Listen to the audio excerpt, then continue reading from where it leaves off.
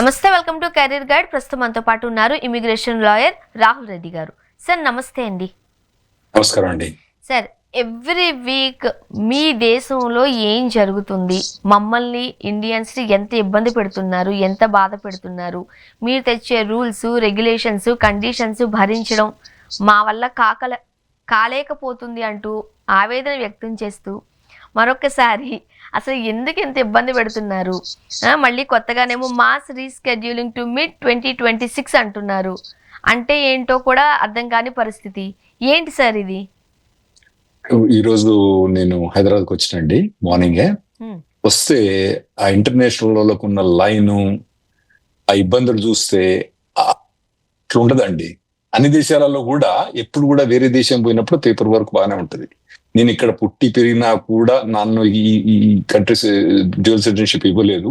So ప్రతి దేశంలో కూడా లైన్ బాగానే ఉంటుంది. ఈ మధ్యలో నేను కొలంబియా పోయినండి. అక్కడ కూడా ఇంటర్నేషనల్ లైన్ అన్నది 4 గంటలు వెయిట్ చేయాల్సి వచ్చింది కంట్రీ ఎంటర్ కావడానికి. అట్లా చాలా కంట్రీస్ రెస్ట్రిక్షన్స్ ఉన్నాయి. అమెరికా కొత్త ఏం కాదు. కాకపోతే ఏంటంటే అమెరికా అంతకు ముందు లిబరల్ గా ఉండేది పాలసీస్. ట్రంప్ ప్రభుత్వం వచ్చిన తర్వాత ఏమైందంటే అతను కొద్దిగా స్ట్రిక్ట్ చేయడం మొదలు పెట్టిండు.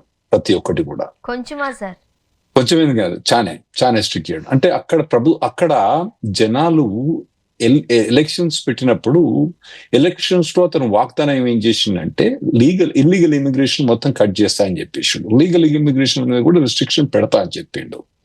కాబట్టి అతను ఆ ఇంప్లిమెంటేషన్ ఇప్పుడు పెడుతుండన్నట్టు. ఇంకొకటి ఏంటంటే ఫస్ట్ 2 years ఎప్పుడైతే పవర్లు ఉన్నప్పుడు ఫస్ట్ 2 years ఏవైతే ఉంటుందో ఇప్పుడు వాళ్ళ చేతుల మా దగ్గర లోక్సభ, రాజ్యసభ కూడా నార్మల్ గా వాళ్ళ చేతులు ఉంటుందండి. ఏ పార్టీ అయితే గెలుస్తుందో, ఏ ప్రెసిడెంట్ గెలుస్తుందో వాళ్ళ చేతులు ఉన్నాయి. ఇప్పుడు లోక్సభ, రాజ్యసభ కూడా వాళ్ళ చేతులు ఉందన్నట్టు. అంటే జ్యుడిషియల్ కమిటీ చైర్మన్స్ అవన్నీ కూడా వాళ్ళ చేతులు ఉంది. కాబట్టి కొద్దిగా ఫస్ట్ 2 years రిస్ట్రిక్షన్స్ డెఫినెట్లీ ఎక్కువనే ఉంటాయి. ఈ ప్రభుత్వం చాలా ఎన్నికైనప్పుడు కూడా యాంటీ ఇమిగ్రేషన్ అజెండా తీసుకొని వచ్చింది. కాబట్టి మొదటి నుంచి కూడా యాంటీ ఇమిగ్రేషన్ వస్తుంది అనుకున్నా. ఇంత ఎక్స్ట్రీమ్ వస్తుందని నేను కూడా ఊహించలేదు. ఓకే, సో ఇప్పుడు ఒకవేళ అంటే మనం చాలా సందర్భాల్లో ఈ విషయం గురించి మాట్లాడాం, ఈ టాపిక్ గురించి. ఇన్ కేస్ ఎవరైనా ఇదే ఫస్ట్ టైం చూస్తున్నారు అనుకోండి, వాళ్ళ కోసం ఒక్కసారి మనం ఇంట్రో చెప్పండి. ఇప్పుడు H1B వీసా ఉంది, H4 ఉంది. ఓకే, మనం ఎక్కువగా H1B గురించి వింటూ ఉంటాం కాబట్టి ఈ ఎక్స్ప్లెయిన్ చేస్తారా H1B వీసా గురించి?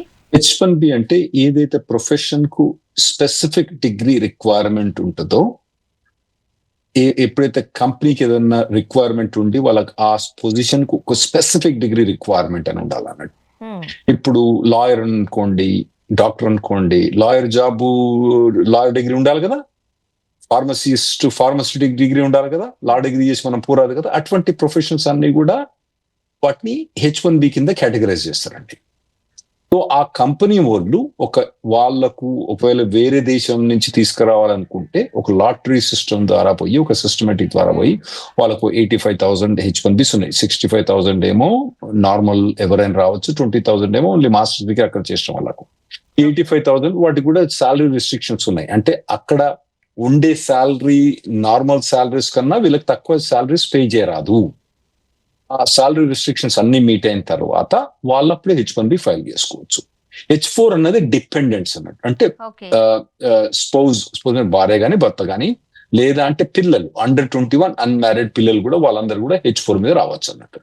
ఇది H1 అంటే H4 అంటే. ఓకే, సో ఇప్పుడు మనము ఈ మాస్ రీస్కెడ్యూలింగ్ టు మిడ్ 2026 అంటున్నారు కదా, ఎందుకు ఈ విధానాన్ని తీసుకొస్తున్నారు? కారణాలు ఏమై ఉంటాయంటారు? ఇప్పుడు కొత్తగా ఎవరికైతే అపాయింట్మెంట్స్ December 15th ఆ తర్వాత ఉన్న అపాయింట్మెంట్స్ అన్ని కూడా వాళ్ళు పోస్ట్పోన్ చేస్తున్నారండి. పోస్ట్పోన్ చేసి మార్చ్ నుంచి జూన్ 2026 మధ్యలో ఇస్తున్నారు అన్నట్టు వాళ్ళకు. అయితే వాళ్ళు చెప్పే రీజన్ ఏంటంటే సోషల్ మీడియా కానీ ఓవరాల్ వెట్టింగ్ అంటే మొత్తం వీళ్ళు కరెక్ట్ గా ఎలిజిబుల్ కాదా, ఇవన్నీ కూడా మేము చాలా డీటెయిల్ గా ఎంక్వైరీ చేసుకోవాలి. కాబట్టి మేము ఈ పోస్ట్పోన్మెంట్ చేస్తున్నాము అని చెప్తున్నారు వాళ్ళు సోషల్ మీడియాలో. అంటే ఇప్పుడు నార్మల్ గా కొందరు సోషల్ మీడియాలో కొందరు అంటే మన నార్మల్ గా అమెరికాలో మన ఇండియాలో అంత పెద్దగా ఎవరు పోస్ట్ చేయరు. కానీ ఈ వేరే దేశస్తులు ఉంటారు కొద్దిగా మిడిల్ ఈస్టర్న్స్, అటువంటి వాళ్ళు యాంటీ అమెరికా బాగా ప్రొపగండా పోస్ట్పోన్ చేస్తా అంటారు. అమెరికాని చంపేయాలి, అమెరికా నుంచి ఇట్లా తీసేయాలి, ఇజ్రాయెల్ తీసేయాలి, ఇటువంటి అన్ని ప్రోపగండా చేస్తుంటారంట. మన దేశంలో మనం అంత ఎక్కువ ఏం చూడం అటువంటి అన్నివి. సో అటువంటి యాంటీ అమెరికా ప్రొపగండా ఉన్న వాళ్ళని మేము మా దేశంలో ఎలో చేయడానికి వీలు లేదని చెప్పి ఆ ప్రభుత్వం నిర్ణయం తీసుకుంది. కాబట్టి దాన్ని వెట్ చేయడానికని వాళ్ళు రీజన్ అది చెప్తున్నారు యాక్చువల్గా. మరి అది అవునా కాదా అది తర్వాత మనం ముందు డిస్కస్ చేద్దాం, కానీ అది రీజన్ చెప్పి వాళ్ళు ఇప్పుడు పోస్ట్ పోన్ చేస్తారు. అండ్ మరీ ముఖ్యంగా మన సోషల్ మీడియాకి సంబంధించిన లింక్స్ అన్నీ కూడా వాళ్ళు అబ్జర్వ్ చేస్తున్నారు, వాళ్ళ హ్యాండ్ ఓవర్ చేసుకుంటున్నారు. ఇవన్నీ కూడా మనం వింటూనే ఉన్నాం. అవునండి. ఎందువల్ల అంటారు? అంటే వాళ్ళు యాంటీ ఇప్పుడు ఇండియా ఉందనుకోండి, ఇప్పుడు యాంటీ మోదీ, యాంటీ రాహుల్ గాంధీ అంటే వేరే, కానీ యాంటీ ఇండియా అన్నారు అనుకోండి, మీరు ఇండియాలో రానిస్తారా? అట్లా అన్నట్టు. అంటే రానియొచ్చు అది వేరే విషయం. సో వీళ్ళు చెప్పేది ఏంటంటే అట్లా యాంటీ అమెరికా అన్న సిద్ధాంతం ఉన్న వాళ్ళని మేము అమెరికాకు ఎలో చెయ్యము అని చెప్పి ప్రభుత్వం నిర్ణయం తీసుకుంది. కాబట్టి వాళ్ళ కోసం ఇవన్నీ ఇంప్లిమెంట్ చేస్తారని వాళ్ళు చెప్తారు. అది వాళ్ళకి చెప్పేది ఒకటి, చేసేది ఒకటి, అది వేరే విషయం. సో అది చెప్పి వాళ్ళు ఇవన్నీ డిలే చేస్తున్నారు. మనం ముందు అబ్జర్వ్ మీకు ఎక్స్ప్లెయిన్ చేస్తాయి ఎట్లాంటిది. వాళ్ళు చెప్పేది ఒకటి, చేసేది ఒకటి, అది వేరే విషయం. ఓకే సార్, డిస్కస్ చేద్దాం డీప్ గా దాని గురించి. ఇప్పుడు బయోమెట్రిక్ వాలిడిటీ గురించి కూడా ఒకసారి మాట్లాడదామండి. అంటే ఇప్పుడు ఆల్రెడీ December 15th అపాయింట్మెంట్ ఉన్న వాళ్ళందరికీ కూడా కొందరికి బయోమెట్రిక్స్ అంటే పోయి అక్కడ కన్నులు ఇవన్నీ పెట్టేసి రావాలన్నట్టు, చూపెట్టి. నాకు తెలుసు కదా, ఆధార్ కార్డు పోయినప్పుడు మనం ఏం చేస్తామో అటువంటి చేసి రావాలి. అయితే పోస్ట్ పోన్ అయినా కూడా ఈ బయోమెట్రిక్స్ కు మళ్ళీ పోవాల్సిన అవసరం లేదండి. ఆ ఉన్న బయోమెట్రిక్స్ పనిచేస్తాయి. సో దీని వల్ల అయితే కాస్త ఇబ్బంది పడాల్సిన అవసరం లేదు అంటారా? బయోమెట్రిక్స్ ఇబ్బంది ఏం లేదండి. బయోమెట్రిక్స్ అయిపోయినా కూడా కాకపోయినా కూడా ఇబ్బంది లేదు. అయితేనేమో అవి వ్యాలిడిటీ ఉంటుంది, కాకపోతేనే వాళ్ళు మళ్ళీ అపాయింట్మెంట్ ఇస్తారు వాళ్ళు ఇట్లా biometrics. And US state department ఇలా రీజన్స్ చెప్తూ ఉన్నారు. ఇలా రకరకాల విధానాలు, కండిషన్స్ మనం చూస్తూనే ఉన్నాం. ఇవన్నీ చూస్తున్న నేపథ్యంలో అంటే మన పైన ఎక్కువగా ఎఫెక్ట్ పడుతుందేమో, మన ఇండియన్స్ పైన అనేది కొంతమంది చెబుతూ ఉన్న నేపథ్యంలో మనకొక్కరికైనా లేకపోతే ఇతర దేశాలకి వరల్డ్ వైడ్ గా కూడా ఇదే విధానాలు అమలవుతున్నాయా? ఇప్పుడు ఈ అపాయింట్మెంట్ పోస్ట్పోన్మెంట్ అన్నది మేము వేరే దేశం నుంచి కూడా చూస్తున్నామండి. వియట్నాం, తర్వాత వేరే దేశం ఫిలిప్పీన్స్, ఇవన్నీ కౌన్సిలేట్ నుంచి కూడా ఆల్రెడీ ఈమెయిల్స్ వచ్చినాయి వీళ్ళ పోస్ట్పోన్మెంట్ అన్నది. మన ఒక్క దేశమే కాదు, మిగతా దేశాలు ఎక్కువ, అన్ని దేశాలు. అయితే ఈ ప్రభుత్వం అన్నది ఖచ్చితంగా మన ఇండియా యాంటీ అని చెప్పలేమండి. మొత్తానికి యాంటీ ఇమిగ్రేషన్ అన్నది వాళ్ళకు వాళ్ళకు ఇప్పుడు ఉన్న ప్రభుత్వం వాళ్ళు తీసుకొచ్చే విధానాలన్నీ కూడా యాంటీ ఇమిగ్రేషన్ పాలసీస్. అందులో మనం ఒక పావు అంతే, మనం ఒక పిల్లగాళ్ళ, అంతేగాని మనమే మెజారిటీ అని లేదు. ఎందుకంటే వాళ్ళకు వచ్చే ఇమిగ్రేషన్ లో మనం చాలా తక్కువ పర్సెంటేజ్, 20% కన్నా మనం తక్కువ ఉంటాం మొత్తం ఓవరాల్ గా. సో ఎక్కువ పర్సెంటేజ్ అంతా సౌత్ అమెరికన్స్ ఉంటున్నట్టు. అంటే ఎనీథింగ్ సౌత్ ఆఫ్ అమెరికా, అంటే మిడిల్ ఆర్ సౌత్ అమెరికా, ఇప్పుడు మెక్సికో కానివ్వండి, గౌట్మేలా కానివ్వండి, వెనిజులా, కొలంబియా, అర్జెంటీనా, బ్రెజిల్, ఇవన్నీ కంట్రీస్ కూడా ఎక్కువ ఉంటాయి. సో ఇది మొత్తం యాంటీ ఇమిగ్రేషన్ పాలసీ. అందులో ఎంప్లాయ్మెంట్ మీద మాత్రం మనం ఎంప్లాయ్మెంట్ లో మనం నెంబర్ 1 ఉన్నామండి. ఎంప్లాయ్మెంట్ ఇమిగ్రేషన్ లో మనం నెంబర్ 1. సో అతను ట్రంప్ వాగ్దానం చేసినప్పుడు మొత్తం అన్ని ఇమిగ్రేషన్ రిస్ట్రిక్ట్ చేస్తా అన్నాడు, కానీ లీగల్ ఇమిగ్రేషన్ అయితే రిస్ట్రిక్ట్ చేస్తానని మనం అనుకోలేదు. సో లీగల్ ఇమిగ్రేషన్ మీద మాత్రం ఎఫెక్ట్ అయినప్పుడు మనం ఎక్కువ ఎఫెక్ట్ అవుతాం, స్పెషల్లీ ఎంప్లాయ్మెంట్ బేస్డ్ ఇమిగ్రేషన్. ఎందుకంటే మనం H1B చూసుకున్నాం అనుకోండి, 65-70% H1B మన ఊళ్ళో ఉన్నారు. దాదాపుగా అక్కడ మొత్తం H1, H4 మీద ఉన్న వాళ్ళ మొత్తం పాపులేషన్ వాళ్ళది 13 లక్షలు అంచనా ఉందండి. ఆ 13 లక్షలలో 3 లక్షలు తీసేసిన 10 లక్షల మంది మన వాళ్ళు ఉన్నారు H1 మీద, H4 మీద. అవునండి. ఆ 10 లక్షల మందిలో దాదాపు 6-7 లక్షల మంది మన తెలుగు రాష్ట్రాల నుంచే ఉంటారు. అవునండి సార్. ఇప్పుడు మనకి ఈ 2 గ్రూప్స్ లో మనం చూస్తున్నప్పుడు ఈ కండిషన్స్ అప్లికబుల్ అవుతూ ఉన్నప్పుడు ఎవరికి వర్స్ట్ సిచ్యువేషన్ అని చెప్తారు మీరు? ఇప్పుడు ఈ ఏదైతే పోస్ట్పోన్మెంట్ అన్నది H1, H4, L1, L2 అన్నిటిగా వర్తిస్తుందండి. ఒక్క H1, H4 ఒకటే కాదు. కాకపోతే ఎవరికైతే ఎంప్లాయ్మెంట్ బేస్డ్ వీసాస్ ఉన్నాయో వాళ్ళకి ఎక్కువ ఇబ్బంది అయిందండి.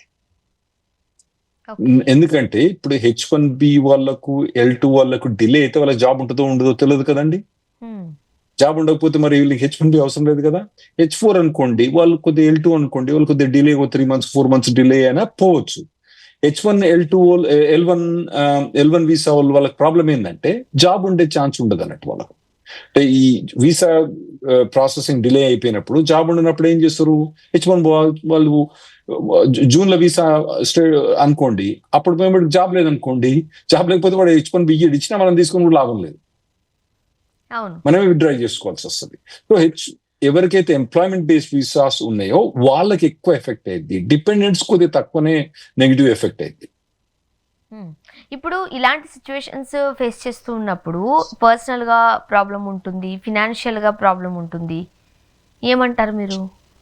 తప్పకుండా ఉంటుందండి. ఇప్పుడు నేను చెప్పేది ఏంటంటే, ఆల్రెడీ మీరు ప్రయాణం చేసిన ఇండియాకి వచ్చిన వాళ్ళైతేనేమో మీకు ఆల్టర్నేటివ్ లేదు. అంటే అన్లెస్ మీకు వీసా ఉండి వెనకపోయే ఛాన్స్ ఉంటే వెనకకి వెళ్ళిపోండి.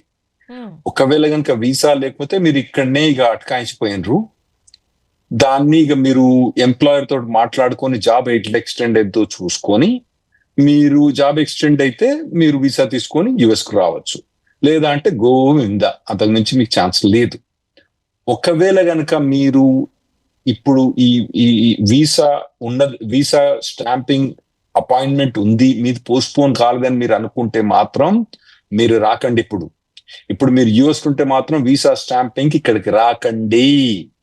వస్తే ఇక్కడనే స్ట్రక్ అయిపోతారు మీరు. స్పెషల్లీ ఇప్పుడు క్రిస్మస్ టైం అన్నట్టు చాలా మందికి హాలిడేస్ ఉంటాయి కాబట్టి పిల్లలు కూడా హాలిడేస్ మొదలైనాయి. December 6th నుంచి 7th నుంచి 8th నుంచి పిల్లలు కూడా హాలిడేస్ మొదలవుతాయి కాబట్టి ఇదే టైంలో చాలా మంది ట్రావెల్ అవుతారు.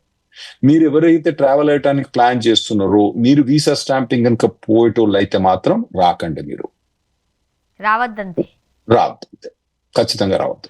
ఒకవేళ మన దగ్గర అంటారు కదా, మన ఫేట్ సరిగ్గా లేకపోతే అన్నట్టు H1B ఉద్యోగి ఒకవేళ చిక్కుకుపోయారు అనుకోండి, పరిస్థితి ఏంటి? అన్ఫార్చునేట్లీ చాలా ఘోరం అండి. ఎందుకంటే ఇప్పుడు అతను జాబ్ ఎక్స్టెండ్ అయితేనేమో పర్వాలేదండి. జాబ్ తీసేసిన అనుకోండి, అతనికి వేరే జాబ్ ఇప్పుడు తీసుకోవాలంటే, మనం అంతకుముందు డిస్కస్ చేసినాం కదా, సెప్టెంబర్ ఎండింగ్ లో మనం ఏం డిస్కస్ చేసినాం, ఎప్పుడైతే ఇండియా నుంచి H1B ఫైల్ చేస్తారో వాళ్లకు $100,000 అప్లికబుల్ అని చెప్పినాం మనం. సెప్టెంబర్ అక్టోబర్ మాత్రం మనం చెప్పినాం. అయితే ఇతను యాక్చువల్ గా వీసా H1 వచ్చినప్పుడు ఇతనికి యుఎస్ లో ఉన్నప్పుడు వచ్చింది కాబట్టి అతనికి $100,000 అప్లికబుల్ కాదు. ఇప్పుడు ఇక్కడికి వచ్చింది కాబట్టి ఒకవేళ ఉన్న జాబ్ కనుక పోతే నా ఘాట్కా అవుతాడు. ఎందుకంటే వేరే జాబ్ తీసుకోవాలనుకున్నా ప్రాబ్లం, వేరే ఒక కంపెనీ ఉందనుకోండి, వాళ్ళు వెయిట్ చేయదలుచుకుంటారు. అరే నాయన ఒక పని చేయరా నాయన, నువ్వు 6 నెలలు ఇండియాలో కూర్చొని పని చేసుకో మా దగ్గర, నువ్వు ఆ తర్వాత రా అని వాళ్ళు అన్నారు అనుకుందాం. కానీ వాళ్ళు ఇప్పుడు $1,00,000 పే చేయాల్సి వస్తుంది. కాబట్టి ఇతని పని గోవింద. ఉన్న జాబ్ వల్లనే అతను ఎక్స్టెండ్ అయితేనే పర్వాలేదు, లేదా కొత్త జాబ్ అయితే మాత్రం కొత్త జాబ్ $1,00,000 ఎవడు పే చేయడు. కొంచెం కాదు, కంప్లీటింగ్ రిస్క్ లో పడినట్టే. అంతే. ఇంకోటి ఏంటంటే, ఒకవేళ H4 అతను కానీ ఆమె కానీ వాళ్ళ స్పోజ్ కనుక యుఎస్ లో ఉండి వాళ్ళకి H1B ఉంటే అట్లా పోవడం ఒకటి ఈజీ ఉంటది.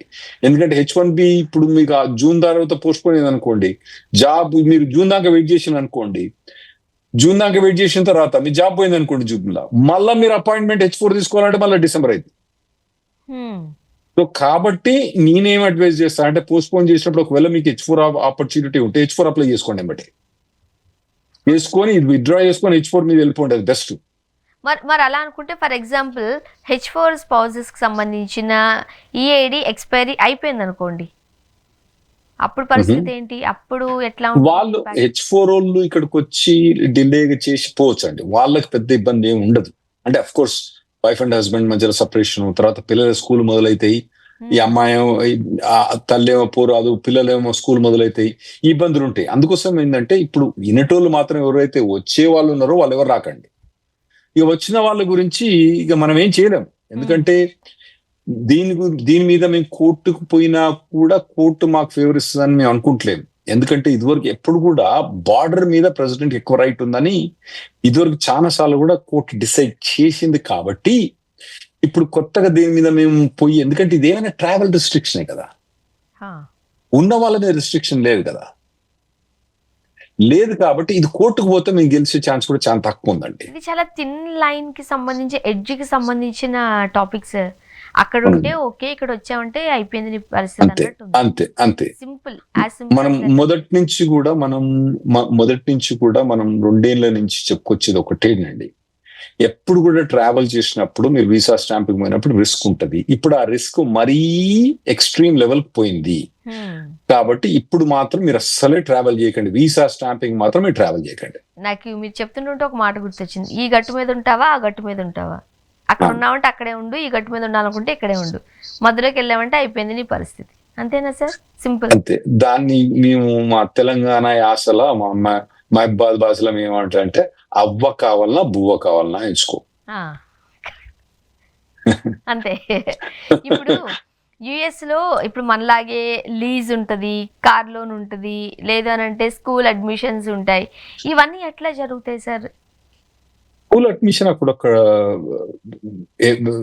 బెస్ట్ ఏంటంటే చాలా మంది మన వాళ్ళు గవర్నమెంట్ స్కూల్ కి పోతారు, ఎస్పెషల్లీ H1B వీసా ఉన్న వాళ్ళు ఎవరు కూడా నేను ప్రైవేట్ స్కూల్ పంపడం ఎవరు చూడలేదు. గ్రీన్ కార్డ్ యూఎస్ వచ్చిన వాళ్ళు అందులో కూడా అక్కడ ఓన్లీ 2% 3% స్టూడెంట్స్ ప్రైవేట్ స్కూల్ పోతారండి, మిగతా వాళ్ళందరూ గవర్నమెంట్ స్కూల్ కే పోతారు. మంచిగా ఉంటాయి గవర్నమెంట్ స్కూల్స్. అయితే గవర్నమెంట్ స్కూల్లో ఒక అడ్వాంటేజ్ ఏంటంటే వాళ్ళు పోతే అడ్మిషన్ రిజెక్ట్ చేసడానికి ఛాన్స్ ఉండదు అన్నట్టు, కంపల్సరీ వాళ్ళు తీసుకోవాల్సిందే అక్కడ లోకల్ స్కూల్లో. అయితే వాళ్ళు ఏమైనా టాలెంటెడ్ గిఫ్టెడ్ స్కూల్కి పోతే మాత్రం వాళ్ళని తీసేయాల్సి వస్తుంది. నార్మల్ స్కూల్ పోయే వాళ్ళందరూ కూడా వాళ్ళకు ఎప్పుడు పోయినా కూడా ఎంబడే అడ్మిషన్ ఇస్తారండి వాళ్ళు, ఒకటి మాత్రం ఇబ్బంది. అయితే కార్ లోను, హౌస్ లోను ఇవన్నీ కట్టాల్సి వస్తుంది, లేదంటే అమ్మేయాల్సి వస్తుంది. సో నోటరీ పెట్టేసి ఇక్కడ నుంచి మీరు తీసుకొని అక్కడ అమ్మేయచ్చు అండి. మీరు ఇప్పుడు ఇక్కడ ఆన్లైన్ లో కూడా ఇల్లు అమ్మేయచ్చు అండి. ఈ కొత్తగా వాళ్ళు అన్ని ఫెసిలిటీస్ తీసేసిండ్రు, కోవిడ్ వచ్చినప్పుడు ఇల్లు అమ్మినా కూడా ఆన్లైన్ డైరెక్ట్ అమ్మేయచ్చు. ఇవాళ రేపు నేను ఈ మధ్యలో ఒక ఇల్లు అమ్ముతున్నా, యాక్చువల్ అక్కడ పోవాలంటే ఏంటంటే నేను మావిడ ఇద్దరం ఆఫీస్ పోవాలంటే ఒక రోజు మొత్తం తెలుస్తుంది, మరి ఏమైనా ఆన్లైన్ ఉందంటే చెప్పి అవసరం లేదండి ఆన్లైన్ ఉంది మొత్తం అని చెప్పేసి వాడు. $100 ఎక్కువ కడితే మీరు కథమేనండి, మొత్తం ఆన్లైన్ చేసుకోవచ్చు, నోటరీ వచ్చేస్తారు మా దగ్గర, మీ దగ్గర అన్ని ఐడి ప్రూఫ్ పెట్టుకోండి, మీరు జూమ్ లో ఉంటే అన్ని రెడీ ఉంటే టక్కున చేసేస్తారని చెప్పేసి నాకు. సో అటువంటి ఫెసిలిటీస్ అన్ని కూడా వీళ్ళు వాడుకోవచ్చు అండి. అంటే అమ్ముకోండి, కానీ ఒకవేళ ఉంచుకోదలుచుకున్నారు అనుకోండి దాన్ని మాత్రం మీరు నెల కట్టాల్సి వస్తుంది. కట్టకపోతే వాడు బ్యాంక్ కూడా తీసుకొని వెళ్ళిపోతారు.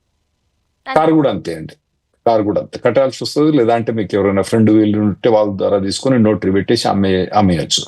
లేదంటే మీకు వాడు కారు కూడా వాడు తీసుకొని వెళ్ళిపోతాడు లోన్ కట్టకపోతే. మన ఇక్కడ మాదిరి లీజ్ కూడా ఇంతే.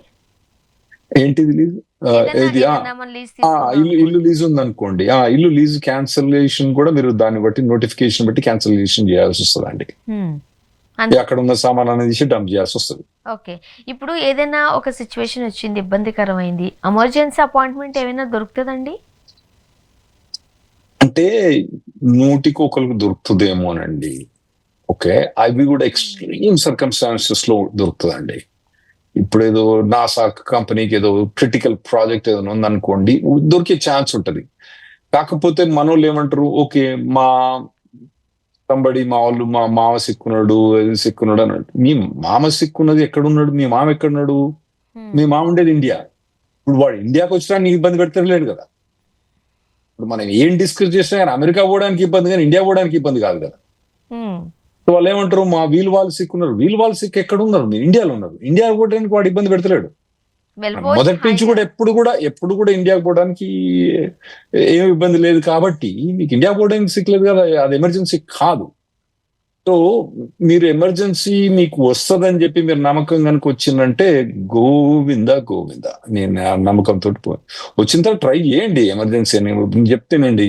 ప్రతి ఒక్కరు కూడా ఎమర్జెన్సీ అని పెట్టుకుంటారు, వాళ్ళు. కానీ ఎంత బాధాకరమైన సిచ్యువేషన్ అండి, ఏదన్నా ఇబ్బందికరమైన పరిస్థితులు ఇక్కడ పేరెంట్స్ కు. అందుకోసం నేను చెప్పింది, నేను మా భాష చెప్పిన కదండి, అవ్వ కావాలన్నా బువ్వ కావాలన్నా అమెరికా పోయినప్పుడు అది చూజ్ చేసుకోవాల్సి వస్తుందండి.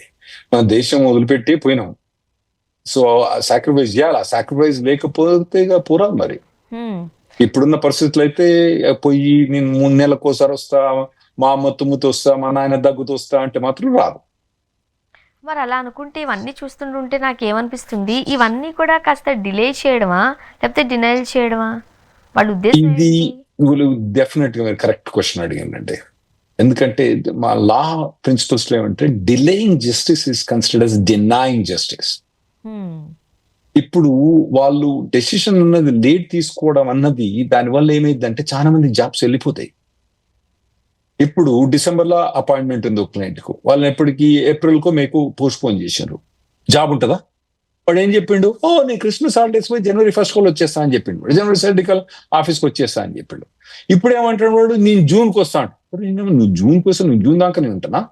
ఇక్కడ నా వాడు జాబ్ ఇచ్చినోడు వాడు వాన్ పని వాడు చూసుకుంటాడు కదండి.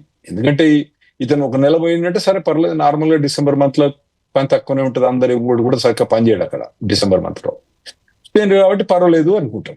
కానీ జూన్ దాకా పోతా అంటే వేరే తీసుకొచ్చి పెట్టారు, వేరే తీసుకొచ్చి పెట్టిన తర్వాత నువ్వు అవసరం లేదు నాకు. సో ఇది డిలే కన్నా డినైయింగ్ ఎక్కువనే అండి. ఇప్పుడు ట్రంప్ మొదలు వచ్చినప్పుడు కూడా చాలా మటుకు వీసా అపాయింట్మెంట్ డిలే చేసిండు, ప్రీమియం ప్రాసెసింగ్ అనేది బంద్ చేసిండు, H4 అటువంటి అన్ని 2 సార్లు ఒకసారి అప్రూవ్ చేసి అనేది బంద్ చేసిండు. అటువంటి అన్ని కావాల్సి చేసిండు అప్పుడు. ఇప్పుడు ఇవన్నీ కూడా డిలే అన్నది కావాలని చేస్తాడండి.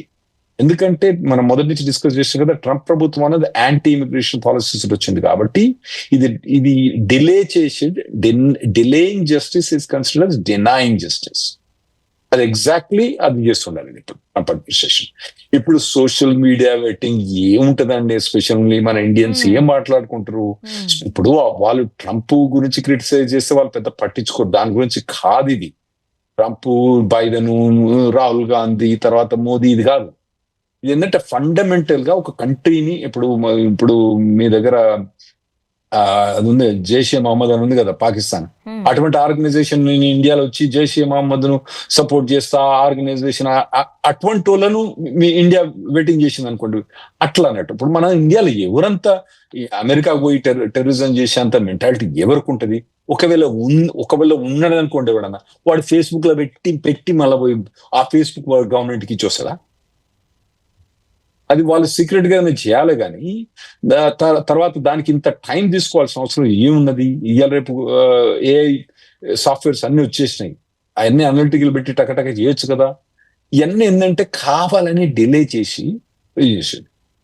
ఇప్పుడు ఇంత సిచ్యువేషన్స్ లో మనకి ఎంప్లాయర్ సపోర్ట్ ఎలా ఉంటుందంటారు? చెప్పలేమండి, ఎంప్లాయర్ పట్టుంటది. కొన్ని కంపెనీస్ ఏమో కంప్లీట్ గా రిమోట్ ఆపరేషన్ అనేది అలౌ చేయరు. ఫైనాన్షియల్ కంపెనీస్, ఇన్సూరెన్స్ కంపెనీస్ ఉంటాయి, బ్యాంక్స్ ఉంటాయి, ఫైనాన్షియల్ కంపెనీస్ ఉంటాయి, ఇన్సూరెన్స్ కంపెనీస్ అవి అలౌ చేయవు. కొన్ని కంపెనీస్ రిమోట్ అలౌ చేస్తాయి. సో రిమోట్ అలౌ చేసినా కూడా ఇప్పుడు ఏమైందంటే కోవిడ్ వచ్చినప్పుడు అందరూ రిమోట్ చేసిండ్రు. ఆ తర్వాత 2024 తర్వాత మెల్లగా ఏమన్నారు, అందరు పనికి రాండి, అట్లీస్ట్ కొన్ని కంపెనీస్ మొదలు పెట్టినాయి. ఇప్పుడు వాళ్ళు ఏమంటారంటే, అరే ఇంకా అమెరికన్స్ ఏమో నువ్వు జాబ్ రమ్మంటున్నావు, ఇండియన్స్ ఏమో వాడు ఇండియాలో కూర్చొని పని చేసుకోవచ్చు అంటాను అంటాడు కదా వాడు. సో అటువంటి అబ్జెక్షన్స్ అన్ని కూడా కంపెనీ మేనేజర్స్ ఫేస్ చేయాల్సి వస్తుంది. వచ్చినప్పుడు ఏం చేస్తారు, అరే నాయన వీళ్ళు పెట్టుకొని నేనేడు ఇబ్బంది పట్టరా నాయన తీసేస్తా అనే అవకాశం కూడా ఉంటుంది. సో అట్లా డెఫినెట్లీ ఇది ఎంప్లాయర్ ఎంప్లాయీ ఎంత క్రిటికలో, ఈ ఎంప్లాయర్ ఎంత క్రిటికలో, ఆ ఎంప్లాయ్మెంట్ కంపెనీకి మరి ఆ పాలసీ ఉందా ఇన్ని రోజులు అక్కడ, అవన్నీ పట్టి ఉంటుందండి. ఇంకోటి ఏంటంటే, ఒకవేళ కనుక అదే కంపెనీ బ్రాంచ్ కనుక మీకు ఇండియాలో ఉంటే, వాళ్ళు అక్కడ కూర్చొని పని చేయమంటే మాత్రం మీరు పని చేయండి, అడవి కూర్చొని పని చేయండి. వాడు ఇండియా సాలరీ పెట్టినా కానీ మీరు అక్కడ కూర్చొని పని చేయండి, అదే బెస్ట్. ఇప్పుడు ఇలాంటి డిఫికల్ట్ సిచ్యువేషన్స్కి వచ్చేసరికి మనకు థర్డ్ కంట్రీ, ఫర్ ఎగ్జాంపుల్ మనం కెనడా తీసుకోండి, మెక్సికో తీసుకోండి, అయితే యుఏఈ తీసుకోండి, దీనికి స్టాంపింగ్ ఆప్షన్ ఉందా అండి? మరి ఉండే, కానీ ఇప్పుడు లేదు. ట్రంప్ ప్రభుత్వం వచ్చిన తర్వాత తీసేసిండు. ఇదివరకు బైడెన్ ప్రభుత్వం అంతకుముందు ఏంటంటే నార్మల్ గా మెక్సికో, కెనడా అన్నది నార్మల్ గా అందరికి ఎలౌడ్ అయిపోయాడు. తర్వాత బైడెన్ ప్రభుత్వం వచ్చినప్పుడు ఏమన్నాడు, అరే నాయన మెక్సికో, కెనడా కాదా, నువ్వు వియట్నాం పో, ఎక్కడికైనా స్టాంపింగ్ పోను ఒక పాలసీ తీసుకొచ్చిండు. ట్రంప్ ప్రభుత్వం వచ్చినప్పుడు ఏమన్నది, నువ్వు వియట్నాం లేదు, యుఏఈ లేదు, మెక్సికో, కెనడా కూడా లేదని చెప్పేసిండు. సో ఇక్కడ మనకు పోస్ట్పోన్ అయిందనుకోండి, జూన్ పోస్ట్పోన్ అయిందనుకోండి, లేదా మార్చి పోస్ట్పోన్ అయిందనుకోండి, అరే నాయన మరి నాకు ఉద్యోగం పోతుంది, నేను ఎంబడే వియట్నాం నుంచి వీసా తీసుకుంది, వియట్నాంలో 10 రోజుల వీసా అపాయింట్మెంట్ దొరుకుతుంది, చేద్దామంటే ఇప్పుడు అది కూడా అలౌడ్ లేదు. సో ఇప్పుడు వచ్చిన వాళ్ళకు మాత్రం ఇప్పుడు వాళ్ళ మెయిన్ క్రైటీరియా ఏం చూసుకోవాలంటే వాళ్ళంటే జాబ్ ఉంటదా ఉండదా అనేది మెయిన్ చూసుకోవాలండి. ఇది మెయిన్ చూసుకోవాలి, అంతే. అది మెయిన్. ఎందుకంటే ఇప్పుడు వీసా గురించి మీరు ఎమర్జెన్సీ ట్రై చేయండి కానీ అది రాదు, మాకు తెలుసు, మాకు వచ్చి మేము డబ్బులు ఇస్తామంటారు. మేము ఏం చేయలేనప్పుడు డబ్బులు ఏం తీసుకొని మేమేం చేస్తాం, మా వల్ల కాదు అది. సో ఇటువంటివన్నీ కావు. సో మీరు ఇప్పుడు మెయిన్ ఏంటంటే జాబ్ ప్రిజర్వేషన్ కోసం మీరు మెయింటైన్ చేసుకోండి. ఒకవేళ కనుక మీరు ఇంకా యుఎస్ కు రాలేదనుకోండి, ఎందుకంటే ఇప్పుడే పిల్లల హాలిడేస్ మొదలవుతున్నాయి అక్కడ. ఇప్పుడు నెక్స్ట్ వీక్ నుంచి మొదలైతే ఇది మన అందరి ఇంటర్ నేను అనుకుంటున్నా. సో మీరు ఎవరైతే ప్లాన్ ఉందనుకోండి, మీరు ఫ్లైట్ ఎక్కే ముందు ఒకవేళ లగేజ్ చెక్కింగ్ చేసినా కూడా ఆ లగేజ్ చెక్కింగ్ వెనక్కి క్యాన్సిల్ చేసుకొని వెనక్కి వచ్చేసాను. ఇంత స్ట్రాంగ్ గా మీరు చెప్తున్నారు అని అంటే అక్కడ ఎంత ఇబ్బందికరమైన పరిస్థితులు ఉన్నాయో అర్థమవుతుంది. ఇప్పుడు ఈ మనం ఇంతకు ముందు కూడా మనం మాట్లాడము $100,000 కి సంబంధించి H1Bతో ఈ ట్రెండ్స్ గురించి మనం చూసాం. ఈ కనెక్షన్ ఏంటంటారు? ఇప్పుడు ఏంటంటే ఇప్పుడు ఇతనికి ఆల్రెడీ H1B వచ్చింది, రోడ్ ఇక్కడికి వచ్చిండు. ఇప్పుడు ఆ వీసా స్టాంపింగ్ పోయినప్పుడు అతనికి $1,00,000 పే చేయాల్సిన అవసరం లేదు కదా. ఒకవేళ గనక వీడిని గనక డిలే చేసి ఆ జాబ్ పోయింది అనుకోండి, వీడు వేరే కొత్త జాబ్ తీసుకోవాలంటే వీడు $1,00,000 పే చేయాలి. సో అదొక ఇన్సెంటివ్ వాళ్ళకు. ఎందుకంటే అక్కడ ట్రంప్ ప్రభుత్వం కూడా ఒక మెగా ఆర్గనైజేషన్ అంటే వాళ్ళ దాంట్లో ఒక రైట్ వింగ్ ఆర్గనైజేషన్ ఉందన్నట్టు. వాళ్ళు ఏమంటారు, మొత్తమే H1B తీసేయమంటారు వాళ్ళు. ట్రంప్ ఏమంటారు, H1B పెడతా కానీ వాళ్ళ మీద అన్ని రిస్ట్రిక్షన్ పెడతా అని చెప్పి అతను అంటుండు. ఇప్పటికిప్పుడు ఈ H1Bని తీసేస్తే వేరే వాళ్ళు జాబ్ చేసే వాళ్ళు లేరు కాబట్టి వీళ్ళని ఉంచుకుందాం కానీ వాళ్ళ మీద రిస్ట్రిక్షన్ పెడతా అంటుంది. సో ఇప్పుడు ఏంటంటే ఇదే టైంలో మనం ఇక్కడికి వచ్చినాం అనుకోండి, యుఎస్ నుంచి ఇక్కడికి, ఇక అంతే మోకా దొరికింది, తొక్కేస్తాడు. ఫర్ ఎగ్జాంపుల్ H1B సంబంధించిన హోల్డర్ బయటకు వచ్చారండి, రావాల్సిన పరిస్థితులు, ప్లాన్ బి ఏదో ఉండాలిగా, లేదా? ప్లాన్ బి అయ్యా వస్తుంది కదా తినడానికి, అంతే. మీరు అదే ప్లాన్ బి నేను మొదలు చెప్పిన, అవ్వ కావాలన్నా బువ్వ కావాలన్నా మొదలు చూసుకోవాలని చెప్పిన. ప్లాన్ బి ఒకటే అయ్యా ఉన్నది కదా, మన కోకాపేటలో మరో ఎకరం ఉందో అతనికి, మరి వచ్చేయండి, అదొకటే ఇంకా ఆప్షన్, అంతే. అంటే ఇప్పుడు నార్మల్ గా మీరు శాలరీ డిఫరెన్స్ చూసుకోండి, అక్కడ ఇక్కడ శాలరీ డిఫరెన్స్ మనం మొదటి నుంచి డిస్కస్ చేసినాం. ఆడ కోట్లలో అయితే ఇక్కడ లక్షలలో ఉంది శాలరీ, ద డిఫరెన్స్ ఉంది. సో మీకు డెఫినెట్లీ మీకు ఒక లైఫ్ టైమ్ లా ఒక వైఫ్ అండ్ హస్బెండ్ కలిసి పనిచేస్తే ₹1,00,00,000 సేవ్ చేయాలంటే ఎంత టైం పడుతుందండి ఇక్కడ నార్మల్ గా కంపెనీ పనిచేసేవాళ్ళు. అదే యుఎస్ లో అయితే వైఫ్ అండ్ హస్బెండ్ కనుక జాబ్ చేస్తే ఏడాదికి ₹1,00,00,000 ఈజీ సేవ్ చేయొచ్చండి, ఏడాదికి ₹1,00,00,000 సేవ్ చేయొచ్చు. అంటే ఆ డిఫరెన్స్ మీకు కొందరు ఏమంటారు శాలరీలో ఓన్లీ 5-6 times డిఫరెన్స్ ఉంది, 7-8 times డిఫరెన్స్. ఎంత ఆడ ఖర్చులు ఎక్కువ, ఎంత ఖర్చులు ఎక్కువ ఉన్నా కూడా ఒక వైఫ్ అండ్ హస్బెండ్ అక్కడ కనుక పనిచేస్తే ₹1,00,00,000 అన్నది, అంటే ఇద్దరు ఐటీ ప్రొఫెషనల్స్ అయితే ₹1,00,00,000 సేవ్ చేయడం అనేది చాలా ఈజీ అండి అక్కడ. సో దానికి కొన్ని సాక్రిఫైస్ చేయాల్సి వస్తుంది మరి అటువంటి వాటికి. ఆ సాక్రిఫైస్ అది అవ్వ కావాలా బువ్వ కావాలా, అంతే అంతే. మనకు డబ్బులు కావాలా, రిలేషన్స్ కావాలా? డబ్బులు కావాలా, మనుషులు కావాలా? డబ్బులు కావాలా, రిలేషన్స్ ఎక్కడ పోతే వెళ్ళండి కానీ, అమ్మ నాన్న రిలేషన్స్ ఎక్కడ పోతే వెళ్ళండి కానీ. సో అదొకటి. ఇప్పుడు మనం ఈ పరిస్థితుల్లో, మీరేమో లగ్జరీ పరిస్థితులు ఉన్నారు, మంచి జాబ్ వచ్చింది మీకు హియా టీవీలో, మీరు పోగానే స్టార్ ఎక్కడ పోయినా మిమ్మల్ని ఇన్వైట్ చేస్తారు గెస్ట్ గా, అవన్నీ మీకేమో అదృష్టం ఉంది. అందరికీ అంత అదృష్టం ఉండదు కదండి, అందరు అట్లా పెట్టి పుట్టినట్టు ఉంటారు కదా. సో వాళ్ళందరూ కూడా వాళ్ళు చూసుకోవాలంటే, నేను చికెన్ సెంటర్ లో పనిచేసిన అండి, 11th to 12th class chicken centre పనిచేసి కష్టపడిపోయినా. నాలాంటి వాళ్ళ గురించి మాట్లాడతాను, మీలాంటి వాళ్ళ గురించి మాట్లాడతలేను నేను. ఓకే, ఇప్పుడు సరే సార్, ఇప్పుడు మన స్టూడెంట్స్ ఉంటారు, వర్కర్స్ ఉంటారు, మీరే డైరెక్ట్ గా చెప్తున్నారు చెక్ ఇన్ అయినా సరే వెనక్కి వచ్చేయండి అని. ఏం చెప్తారు ఫైనల్ గా, మీరు ఇచ్చే సజెషన్ ఏంటి? ఇప్పుడు మాత్రం మీకు ఏ ట్రావెల్స్ ప్లాన్స్ ఉన్నా కూడా వీసా స్టాంపింగ్ మాత్రం తప్పకుండా రాకండి. మీకు మొత్తం క్లియర్ అయిపోయి మళ్ళా ఏదైనా క్లారిటీ వచ్చినప్పుడు అప్పుడేమన్నా ఎవాల్యుయేట్ చేసుకొని రాండి తప్పితే, ఇప్పుడు మాత్రం మీరు చెక్ ఇన్ బ్యాగేజ్ చేసిన తర్వాత కూడా యుఎస్ లో ఉంటే క్యాన్సిల్ చేసుకుని వెనకపోండి వీసా స్టాంపింగ్. ఇప్పుడు ఇలా రకరకాల ఆ, ఆ, అంటే ఇబ్బందికరమైన పరిస్థితులు ఫేస్ చేస్తున్నప్పుడు రియల్ టైమ్ జెన్యున్కి సంబంధించి మనకి ఎక్కడ దొరుకుతుంది సార్ ఈ ఇన్ఫర్మేషన్ కావచ్చు? మనము ప్రతి వారం కూడా ఈహా టీవీలో ప్రజెంట్ చేస్తామండి. ప్రతి వచ్చిన న్యూస్. నేను న్యూస్ యాంకర్ ను కాదు, న్యూస్ జర్నలిస్ట్ అసలే కాదు. నేను ప్రాక్టీషనర్ ఇమిగ్రేషన్ లాయర్ ను. మేము 30 ఇయర్స్ నుంచి ఇమిగ్రేషన్ లా ప్రాక్టీస్ చేస్తున్నాం. మా ఆఫీస్ పెట్టి 1997 లా, లాస్ట్ మిలేనియం లో పెట్టినాం. లాస్ట్ 27 ఇయర్స్ ముందు పెట్టినాం. మా స్టాఫ్ ఒక 100 మెంబర్స్, ఒక 18 మెంబర్స్ లాయర్స్, మిగతా సపోర్ట్ స్టాఫ్ ఉన్నారు. సో మేము చేసేది ప్రాక్టీస్. ప్రతి వారం మీకు అప్డేట్ ఇస్తూనే ఉన్నాం. కాబట్టి మీకు ఇటువంటి ఏమైనా అప్డేట్స్ కావాలంటే డైరెక్ట్ గా ఎవరైతే ప్రాక్టీస్ చేస్తున్నారో వాళ్ళ ద్వారా తీసుకోవడం బెటర్. మీరు ఈహా టీవీకి రండి. లేదా అంటే మా ఆఫీస్ ఆర్ఎన్ లా గ్రూప్ ఉంది. Every day free conference call, అంటే మీరు ఈ జూమ్ కాల్ ఉందండి. Every single day Zoom call ఉంది. మీరు ఆ జూమ్ కాల్ ఫ్రీ అటెండ్ కావచ్చు, ఫ్రీగా క్వశ్చన్ అడగవచ్చు. వేరే వాళ్ళు ఏం క్వశ్చన్ అడుగుతారు ఉండొచ్చు. ఎందుకంటే ఈ టీవీలో ఏంటంటే మనం ఏమైనా చెప్పగలుగుతాం, కానీ క్వశ్చన్ కు ఆన్సర్ ఇచ్చి మళ్ళా వాళ్ళని క్వశ్చన్ అడిగే ఇది లేదు కదా మనకి ఇక్కడ. అక్కడైతేనే డైరెక్ట్ అటువంటి ప్రొవిజన్స్ అన్ని ఉన్నాయి జూమ్.